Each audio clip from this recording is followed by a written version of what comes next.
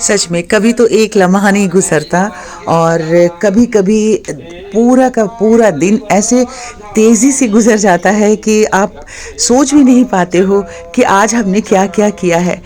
और ये व्यस्तता जो है ना हमारी ज़िंदगी में खुशियाँ लेकर के आती हैं। इसीलिए हम कहते हैं कि हमेशा अगर आपने अपने मन को, दिल दिमाग को खाली करके रखा है ना, तो उसमें बहुत सारे विचार आते हैं, गुजरे लम्हों की बहुत सारी यादें आती हैं।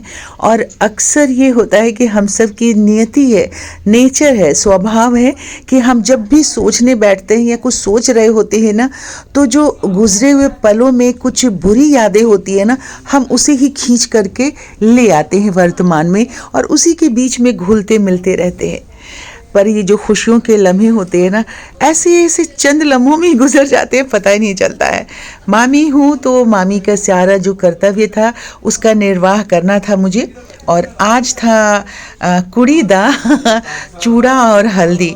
तो बस चूड़ा लेकर के सुबह सुबह हम आ गए घर पे और वहाँ जो हंसी मजाक ठिठोली चलती रहती है वो चल रही थी। सब मजाक कर रहे थे, मेरे नंदोई नंदे, पीछे ये हमारे मझली नंदोई हैं, ये मझली नंद हैं पीछे जो पीले सूट में बैठी हैं। और उसके बाद जो इस तरफ इस सूट में पहन बैठी हुई थी चेयर पे, वो बड़ी वाली दीदी हैं, मतलब बड़ी नंद है हमारी। कमल एक ही भाई हैं और 3 बहनें हैं, तो सारी जिम्मेदारियों को बड़े प्यार से निभाने की कोशिश की है। तो यहाँ पे बांधा जा रहा था चूड़ा चढ़ाई का, और ये छोटी नंद है जिनके बच्चे की शादी थी। तो सब कुछ बहुत अच्छे से वहाँ चूड़ा चढ़ाई का रस्म जो है वो हो गया।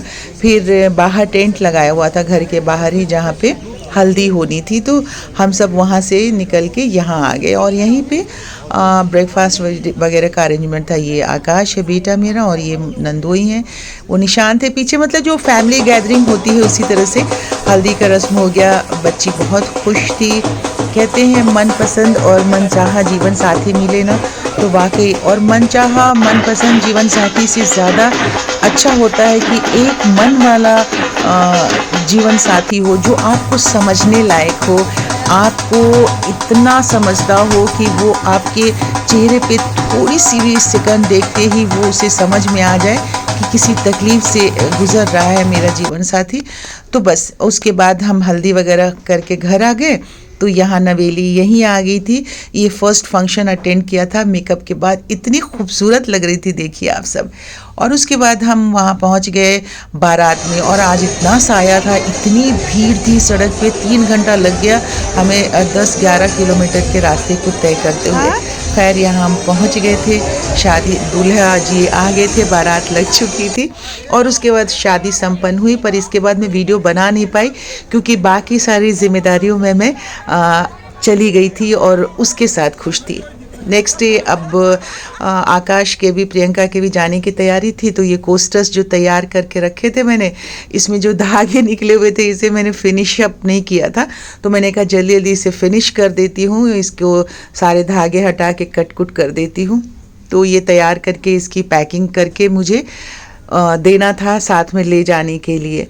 और जो सोफ़ा थ्रो ग्रे वाला था वो तो मैंने पैक करके पहले ही उनके अटैची में रखवा दिया था। तो बस यही काम था आज का। ये देखिए इस तरह से ये जो धागा है ना, इसे जो सुई होते हैं ना स्वेटर बुनने वाला, उसके धागे में लगा के और उसके अंदर सराउंडिंग में थोड़ा सा धागा हम इंसर्ट करके और फिर जो ज़्यादा बड़ा वाला धागा होता है उसे कट कर देते हैं और इस तरह से फिनिशिंग आ जाती है किसी भी चीज़ की।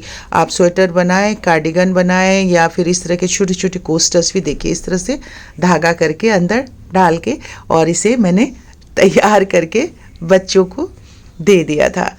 तो मैंने कहा आप सबको भी एक बार दिखा देते हैं। हालांकि जिसको भी स्वेटर बुनना आता है ये सब कुछ आता होगा, पर छोटी छोटी चीज़ें जो हैं जब हम DIY करते हैं या कुछ बनाते हैं तो हमें लगता है कि अपने साथियों के साथ शेयर कर लेना चाहिए। ज़रूरी नहीं है कि न्यू जनरेशन को नहीं आता है, हमारे जनरेशन के भी मैंने देखा है बहुत सारे लोगों को सिलाई बुनाई में इंटरेस्ट नहीं है और आता नहीं है। दोस्तों आज के वीडियो का समापन हम यहीं पे करते हैं। बहुत छोटा सा वीडियो है, इसे अगर पसंद आए तो लाइक कर दीजिएगा, चैनल सब्सक्राइब नहीं किया तो सब्सक्राइब कर लीजिएगा।